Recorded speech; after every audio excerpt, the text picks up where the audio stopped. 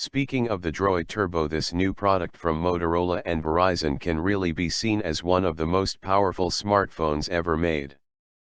Equipped with a state-of-the-art specs configuration, the DROID Turbo can easily challenge pretty much any other smartphone for a quick face-off in the arena. This time, however, we've found a fearsome opponent for it, in the form of the venerable Samsung Galaxy S5. Samsung's flagship has ruled the Android land throughout most of 2014, but its grasp on the throne appears to be waning these days. Too many challengers, too many months have passed since the S5's advent, and it will all come down to this duel, in which the Motorola DROID Turbo is going to try and take over the champion belt. There isn't a massive difference between the DROID Turbo and the Galaxy S5 when it comes to dimensions. The Turbo is just slightly bigger, but not quite as big as something like the G3. Still, Motorola's proposition is significantly thicker with its 0.44, 11.2 mm, compared to the S5's way slender 0.32, 8.1 mm. Overall, the DROID Turbo definitely feels like the chubbier phone, but that's supposed to have some positive effects that we'll discuss later. Hint: battery capacity. Display. 2 AMOLED screens. One is Super AMOLED, the other is Superb AMOLED. Arriving multiple months later than the Galaxy S5, the DROID Turbo's benefits from a higher screen resolution 1440 x 2560 pixels, versus the S5's 1080 x 1920 pixels.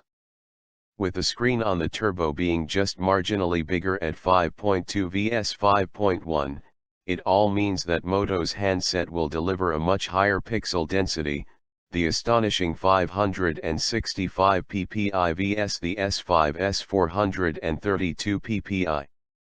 And before you ask, no, there isn't any major difference in terms of clarity between both. The QHD resolution of the Turbo only a subtle improvement over the already super sharp picture quality of the Galaxy S. Where these guys differ is in the way they reproduce colors. Both the DROID Turbo and the Galaxy S5 make use of AMOLED screens, but their color balance tends to be different most of the time. The DROID Turbo comes with fixed color settings that cannot be altered by the user. Its colors tend to be very oversaturated and way off from their reference values.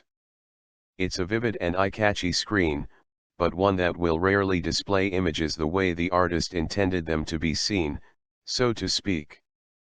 Meanwhile, the Galaxy S5 gives the user a choice between a bunch of screen modes.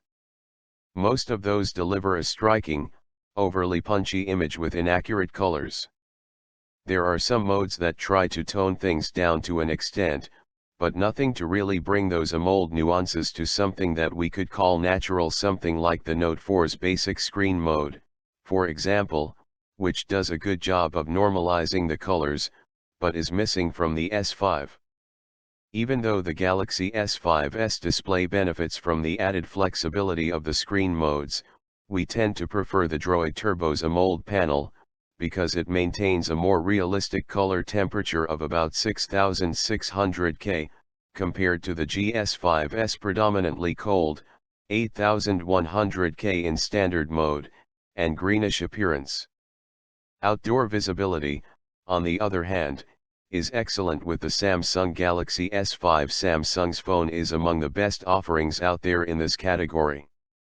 The Motorola DROID Turbo could definitely be better when it comes to its readability under the glaring sun.